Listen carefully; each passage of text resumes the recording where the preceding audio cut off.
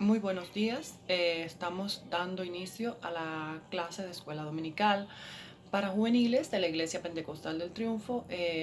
La maestra Brindisi y yo estamos pues a cargo de los juveniles y con mucho amor vamos a postear una nueva clase para la gloria y para la honra de Dios. Antes de comenzar, vamos a tener un momento de una oración poniéndole esta bendita clase al Señor y que sea para bien, para beneficio, para entendimiento nuestro y para de todo aquel que escuche la clase también. Amén. Vamos a orar. Padre, damos gracias, Señor. Venimos, Señor, reconociendo ante ti nuestra humanidad, Señor, que es débil, que es flaca, que es quebradiza, que comete errores y te fallamos constantemente, Señor. Pedimos que perdones nuestra alma y nos ayudes, Señor, a recapacitar en nuestros caminos y nuestras obras, Señor. Padre, a volvernos de toda maldad y a cada día buscar más tu rostro, mi Dios. Señor, necesitamos de ti. Tú eres el único que puede trabajar a nuestro corazón, darle un cambio, Señor. Ayúdanos ahora en esta clase que vamos a dar, Padre, para que la palabra sea poderosamente fructífera en nuestro corazón, Señor. Gracias, Señor. Te pido que tomes nuestra mente, nuestra boca, Señor, nuestro corazón y, Señor, seas tú quien haga fructífera, Señor, esta palabra. Gracias. Ok. Bueno, hoy me sentí muy motivada o me siento muy motivada a hablar sobre un tema del cual se habla muy poco y yo creo que se conoce mucho porque se predica en algunas ocasiones, pero no siempre se estudia a la profundidad que nosotros los cristianos y también los jóvenes, juveniles de todas las edades debiéramos conocer. Les digo que me sentí muy motivada por la siguiente razón. Porque últimamente después de todos los acontecimientos ocurridos en la humanidad, tanto la pandemia, el COVID-19, todos los acontecimientos de violencia que todos conocemos, que salen por la televisión, toda la violencia, todas las situaciones que se han seguido suscitando, algunos tiroteos, algunas muertes, es como si nosotros corriéramos la cinta, ¿verdad? La de nuestra mente hacia atrás, viéramos que ha habido un periodo donde todo se ha puesto un poco convulso, difícil, complicado y se ha aumentado un poco más hasta la agresividad, ¿verdad? A nivel mundial y no solamente a nivel mundial, sino que lo podemos ver a veces hasta cuando salimos a la calle, ¿verdad? Entonces, yo me sentí motivada a orar y a compartir este tema para poder un poco entender de qué vamos a hablar y el porqué de todas estas cosas. Hay muchas respuestas, hay muchas opiniones, hay muchos conceptos, pero vamos a ver qué dice la Biblia, qué dice la palabra de Dios con respecto a cómo comenzó todo esto, ¿ok? Entonces, el texto que yo quiero comenzar para debatirlo hoy va a estar en Génesis 3. Quiero decir que probablemente esta clase, esta enseñanza es un poco profunda. Ella tome dos partes, tome una parte uno, una parte 2 y quién sabe si hasta una parte 3, porque yo quiero que este tema sea profundo, este tema sea entendido y meditado por cada uno de nosotros. Y creo que va a ser de mucha bendición, tanto como lo fue para mi vida. Amén.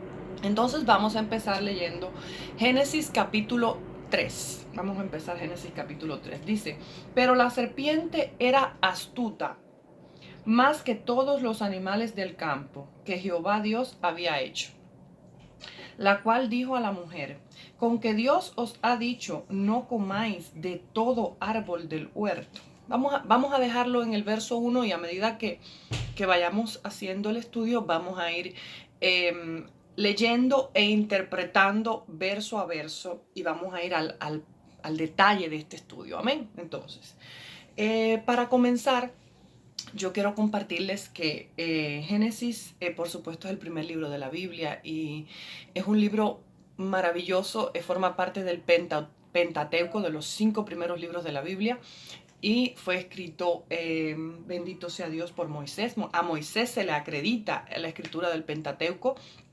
Luego, vemos que cuando Dios en la creación hace todas las cosas, hace el capítulo 1 habla de la creación cuando Dios está comenzando a crear. Dice que la tierra en el principio estaba desordenada y vacía, pero el Espíritu de Dios se movía sobre la faz de las aguas y ahí vemos una intervención divina y comienza la creación. Todas esas historias yo sé que la conocen, ¿verdad? La hemos dado muchas veces en la escuela dominical. Vemos al Dios creador haciendo los mares, los cielos, las aguas, los animales.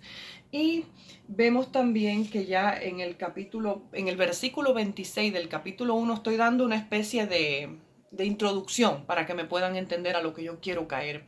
Dice que en el capítulo 1, versículo 26, voy a leerlo de esta manera, dice: hagamos al hombre a nuestra imagen, conforme a nuestra semejanza, y señoree sobre los peces del mar, en las aves de los cielos, las bestias, y en toda la tierra, y en todo animal que se arrastra sobre la tierra. Fíjense, aquí ya ha acabado la creación de la tierra, los animales, todo está creado. Y Dios dice: hagamos pues al hombre a nuestra imagen y semejanza. Pero hay algo interesante que aquí dice en este verso. Dice, y dice, y señoré. No dice para, disculpen, dicen y señoré. En otras palabras, cuando Dios dice hagamos al hombre, vamos a hacer al hombre, pero él va a tener una función en la creación. Él no es una momia, él no es un objeto colocado en el jardín del Edén por una casualidad. Dice aquí que el Dios dice, vamos a hacer al hombre a nuestra imagen y semejanza, dice, y señoré, tome dominio, gobierne. El hombre tenía una función en el jardín del Edén, era gobernar, administrar. No sé si quizás por el inglés pueden entender todas las palabras, pero voy a tratar de usar sinónimos para que me puedan entender. Luego, cuando Dios crea al hombre, Dios le da una función, dice, y señoree, tome dominio, administre, gobierne. No era dueño, porque Dios es el creador y dueño de todo. Dice el salmista, de Jehová es la tierra y su plenitud, y todos los que en él habitan. Pero era como decimos, si lo ponemos en un término en inglés para los jóvenes, podemos decir que era el manager de Dios, ¿verdad? Dios es el dueño de todo lo que había creado y sigue siendo el dueño. Y él pone al hombre como un administrador, para que gobernara lo que Dios había puesto en sus manos. Ahora, vamos a ver que de ahí, el verso 31 del capítulo 1, quiero que entiendan esto. Esta es la frase clic, este es el punto clave para empezar a desarrollar el estudio que queremos hacer hoy. Dice, y vio Dios que todo lo que había hecho, atienda esto que me está escuchando usted. Vio Dios que todo lo que había hecho, no una parte, no la mitad, no la tercera parte, dice todo incluye todo, desde lo primero que creó hasta lo último que creó, dice. Y vio Dios que todo lo que había hecho he aquí que era bueno en gran manera. Fíjense, hay terminologías, inclusive en inglés, decimos que algo es good cuando está bueno, pero decimos que algo es better cuando está mucho más que bueno, es mejor, es algo espectacular, es algo maravilloso. Ese es el término que aquí está usando el autor. Aquí está diciendo que Dios vio que todo lo que había sido creado no solamente era bueno, sino que dice aquí que era bueno en gran manera.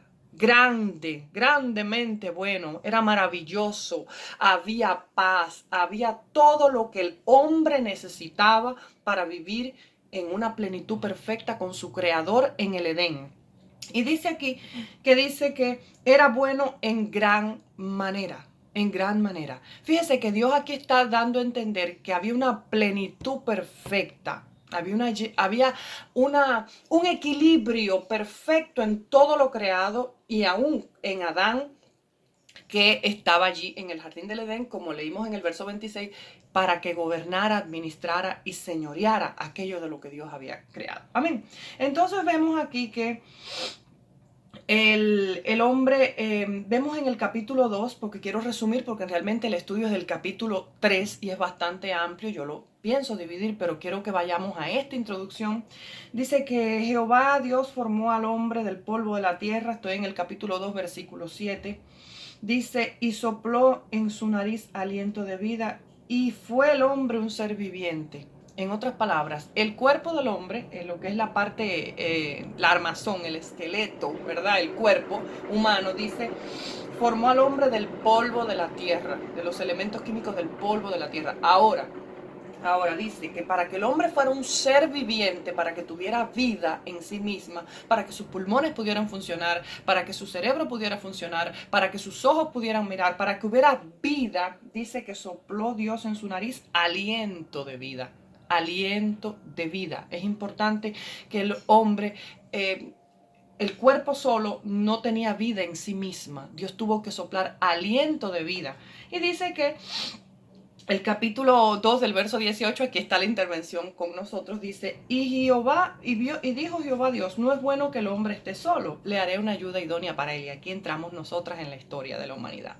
Dios dice que no es bueno que Adán estuviera solo, sino que pues le va a crear una ayuda idónea, una persona, una mujer que lo iba a ayudar a cumplir su misión en medio de donde Dios lo había puesto. Eso es lo que significa. Idónea significa capacitada, entrenada, ayudadora, auxiliadora. Es, por ejemplo, cuando un mecánico o un electricista está haciendo alguna conexión eléctrica y tiene un ayudante que le pasa las herramientas, le pasa los cables, lo ayuda a que él complete su trabajo.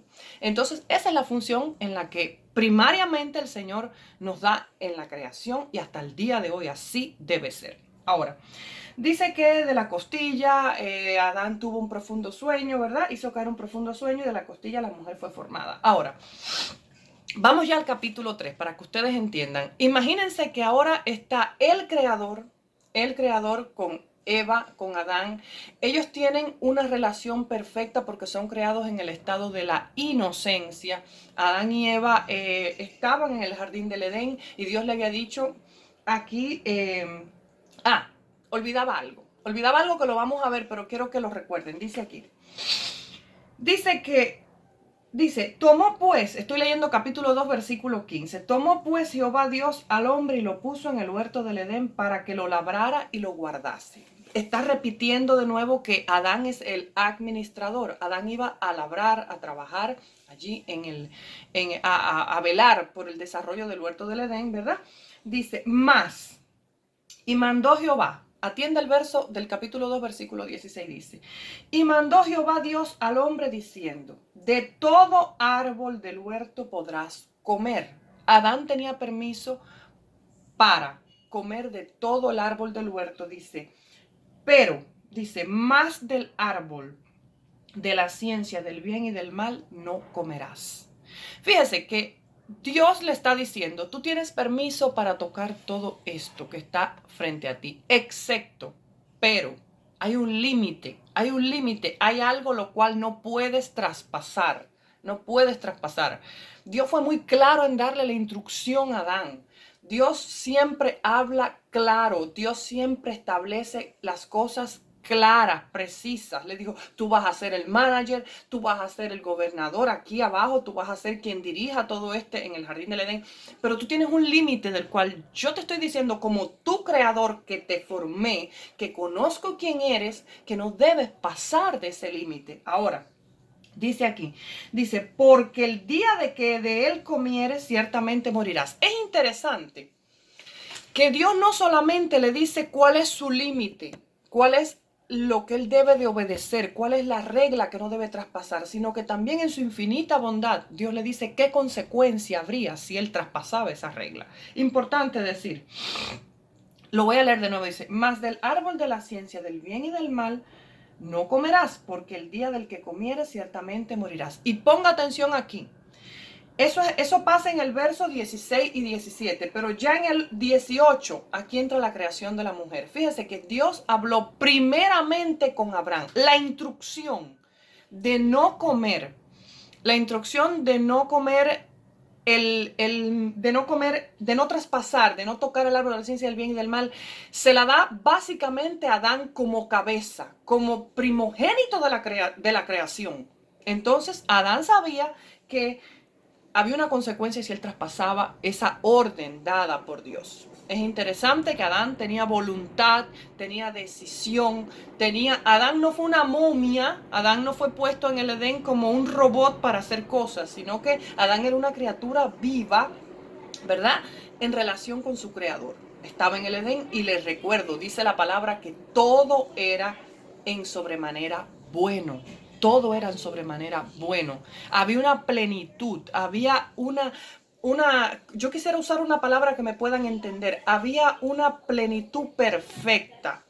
Había una llenura perfecta en todo lo que Dios había hecho. No faltaba nada, no sobraba nada. Ahora, aquí vamos al capítulo 3, que es la base del estudio bíblico. Yo quise dar esta introducción un poco larga porque es bueno que tengamos siempre el contexto de dónde se está desarrollando la historia. Y yo sé que no va a dar tiempo a darlo en una sola clase, pero esta es la primera parte. Yo espero que podamos hacerlo con calma y que entendamos. Ahora, yo hago una pregunta. En el capítulo 3 empieza el mayor desastre de la humanidad. Usted ve que hay ahora coronavirus, usted ve que hay violencia, usted ve que hay tiros, usted ve que hay maldad, usted ve que hay injusticia, usted ve que hay gobernantes injustos, leyes injustas, tratos injustos a nivel mundial. No es solamente en Estados Unidos o en otras naciones, es a nivel mundial. Hay como si fuera un clima de agresividad, de maldad, de estorbo que realmente en ocasiones nos causa dolor, nos causa tristeza. Y aquellos que somos padres, que estamos a veces pensamos cuál será el resultado de todo esto en una nación donde crezcan nuestros hijos viendo tanto desastre. Ahora, si usted cree que todo esto cayó de la casualidad ahora, yo le tengo una gran noticia. Esto empezó, esta situación empezó, tuvo su detonante, fue la bomba que estalló aquí en Génesis capítulo 3. Y usted dirá, ¿y por qué? Vamos a ver qué pasó. Dice que en Génesis capítulo 3 cuenta la historia de la desobediencia del hombre y la caída del hombre. Vamos a ver por qué esta es la base fundamental de todo esto que estamos mirando hoy en el 2020, pero empezó allí, en el capítulo 3 del Génesis. Vamos a leer. Ya les dije que el hombre podía gobernar en el Edén. De hecho, tenía la tarea de gobernar, tenía la tarea de hacer todo un manager del Edén con el dueño, que era su Dios, y había una relación perfecta, todo era en sobremanera bueno. Ahora, dije que había una regla, ¿por qué? Porque el creador, el que creó a Adán, el que conocía perfectamente a Adán, le dijo a Adán, todo es sobremanera bueno, Adán, pero para que todo siga siendo sobremanera bueno, tú tienes un límite que no puedes traspasar. Porque si traspasas ese límite, que es comer del árbol de la ciencia del bien y del mal, el árbol de la ciencia del bien y del mal, no lo comerás porque el día que de él comieres tú morirás. Dios le habla de una consecuencia. Dios le dice, esto va a traer una consecuencia. Ahora, ¿qué aconteció? Antes de que cayera en pecado, antes de que todo este cataclismo, todo este desastre ocurriera, hubo un personaje que está aquí descrito en el capítulo 3. Y yo voy a leer ahora el versículo 1. Dice, pero la serpiente era astuta, más que todos los animales del campo que Jehová Dios había hecho, la cual dijo a la mujer. Fíjense que aquí Adán no está en este momento. La mujer, aquí está dos personajes, está la serpiente y está la mujer.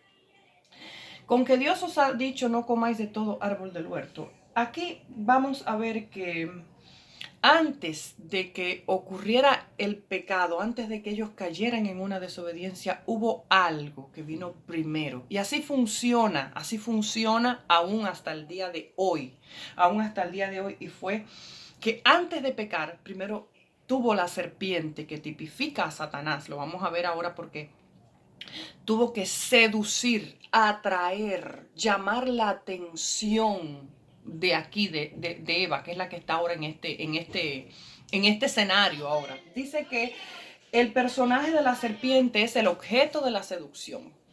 Fíjese que en el Edén Satanás no se presentó con dos cachitos ni con un tridente para empezar a hacer un desastre, no. Satanás, dice la Biblia aquí, dice aquí que la primera característica que da es que dice, era astuto, una persona astuta. En este caso la serpiente es porque planea, tiene una estrategia, hace un plan, comienza a calcular cómo atacar, cómo seducir, cómo llamar la atención para que al final, después que él logre seducir, él pueda hacer caer a la persona en pecado.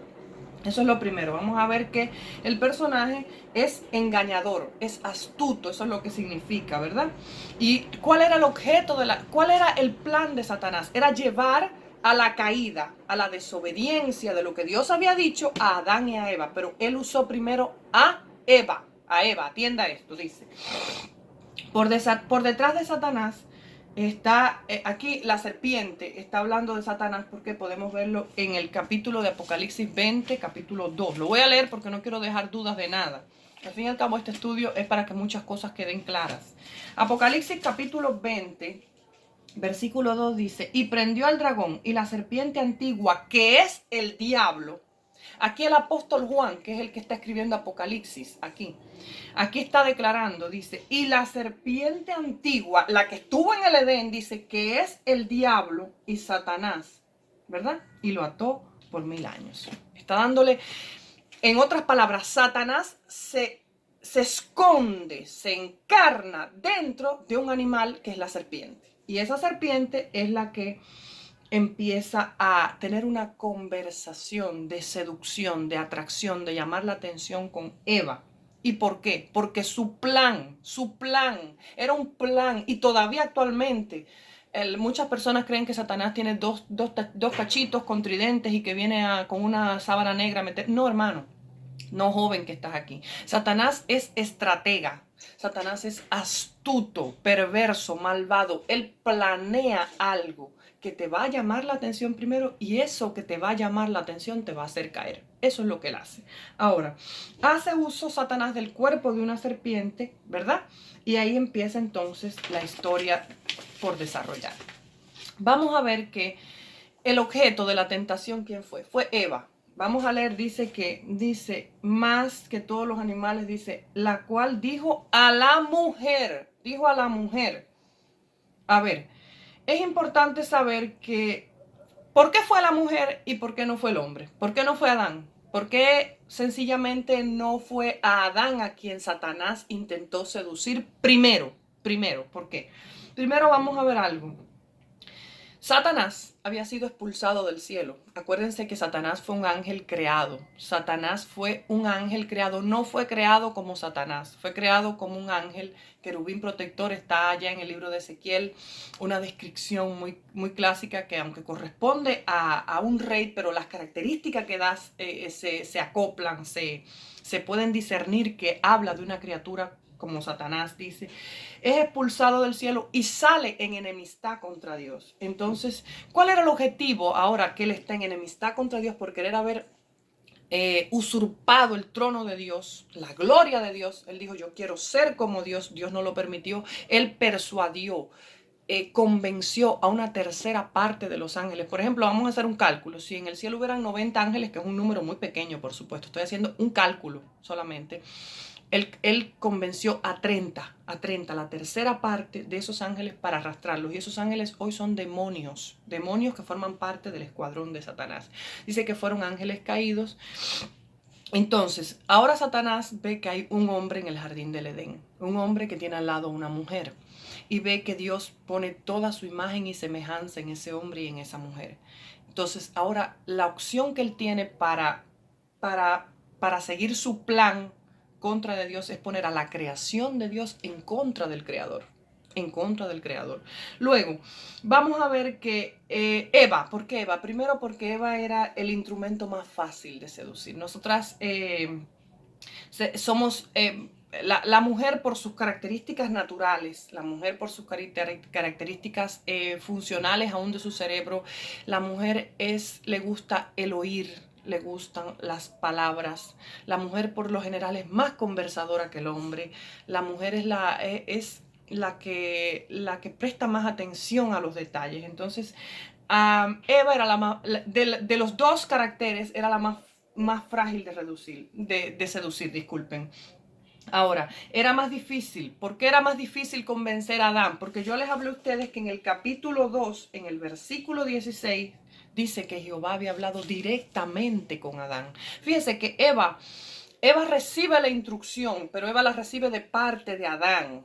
Pero quien habla directamente con Adán, con Dios, Dios habla directamente con Adán acerca de no tocar, no puedes comer de este árbol. Luego, era más difícil que Adán desobedeciera porque él había recibido la orden directa. Búscalo en el capítulo 2 del versículo 16. Entonces, ¿cuál era el ataque? ¿Cuál era el plan? ¿Cuál era la estrategia? En realidad, la serpiente, que el Señor la reprenda, tipificaba a Satanás. El plan era hacer caer a Adán, pero usando a Eva como instrumento primario. Era la parte más frágil, estaba desprotegida porque verdaderamente allí no estaba en presencia física, no estaba Adán. Toda la conversación primaria, el primer tiempo de la conversación entre la serpiente y Eva, no está Adán. No tenemos una respuesta teológica para eso, pero no está Adán bajo ninguna circunstancia. Entonces, vamos a ver que la estrategia no era solamente conversar con Eva. La estrategia era seducir a Eva, llamar la atención a Eva, hacer que Eva pecara para que la misma Eva fuera el instrumento para hacer pecar a Adán. ¿Estás entendiendo esto? Entonces, Eva, como lo dije, es auxiliadora, ¿verdad? De Adán. Iba a ser la auxiliadora en el gobierno de allí, del Edén. Ella iba a ser quien lo ayudara.